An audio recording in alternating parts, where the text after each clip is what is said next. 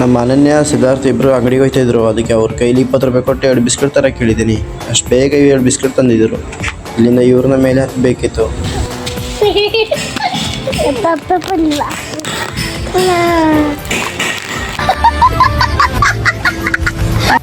ಅವ್ರಿಗೊಂದು ಪ್ಯಾಕ್ ಕೊಟ್ಟು ನಾನೊಂದು ಪ್ಯಾಕ್ ತಿಂದ್ಕೊಂಡು ಅಲ್ಲಿಂದ ಸೀದಾ ಊಟ ಇನ್ನೂ ಮನೇಲಿ ಅಡುಗೆ ಮಾಡಿದ್ದಾರೆ ಅಂದರೆ ಇನ್ನೊಂದು ಗಂಟೆ ಲೇಟ್ ಆಗುತ್ತೆ.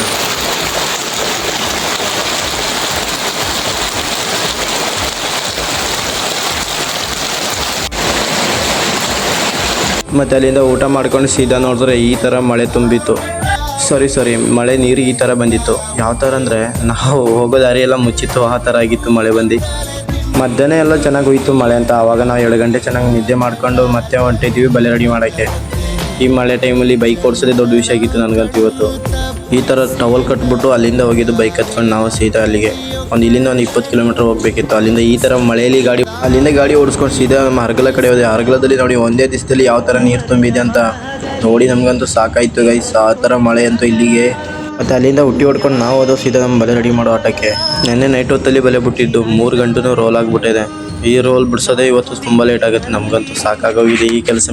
ಬಲೆ ಎಲ್ಲ ಸಿಕ್ಕಾಪಟ್ಟೆ ರೋಲಾಗಿ ಇವತ್ತು ಸಿಕ್ಕಾಪಟ್ಟೆ ಕಷ್ಟ ಆಯಿತು ನಮಗಂತೂ.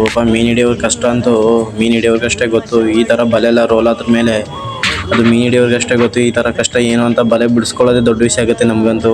ಒಂದೊಂದು ದಿನ ಬಲೆ ಕಿತ್ಕೊಂಡು ಬಲೆನೇ ಸಿಗೋದಿಲ್ಲ ಇಂಥ ಹೊಳೆಯಲ್ಲಿ. ಏನು ಮಾಡೋದಪ್ಪ ಈ ಥರ ಕೆಲಸ. ನಮಗಂತೂ ಮಾಡಿ ಸಾಕಾಗಿದೆ ನಮಗಂತೂ. 4 ಗಂಟೆ ಸ್ಟಾರ್ಟ್ ಮಾಡಿದ್ದು ನಾವು 7:30 ಆಗಲಿಲ್ಲ ಬಲೆ ರೆಡಿ ಮಾಡೋದು. ಬಲೆ ಎಲ್ಲ ಸಿಕ್ಕಾಪಟ್ಟೆ ರೋಲ್ ಆಗಿರೋದ್ರಿಂದ ಸಿಕ್ಕಾಪಟ್ಟೆ ಟೈಮು ಹಿಡಿತು. 8 ಗಂಟೆಯಿಂದ 12 ಗಂಟೆವರೆಗೂ ನಾವು ಕಾಯ್ಕೊಂಡು ನೀರು ನಿಲ್ಲುತ್ತಂತ. ನೀರಂತೂ ನಿಂತೇ ಇಲ್ಲ. ಮತ್ತು ಅಲ್ಲಿಂದ ಜನ ಅಂದರು ನೀರು ನಿಲ್ಲಲ್ಲ ಸುಮ್ಮನೆ ಹೋಗ್ಬಿಡಿ ಮನೆಗೆ ಆದರು. ಮತ್ತು ಅಲ್ಲಿಂದ ಸೀದಾ ಮನೆ.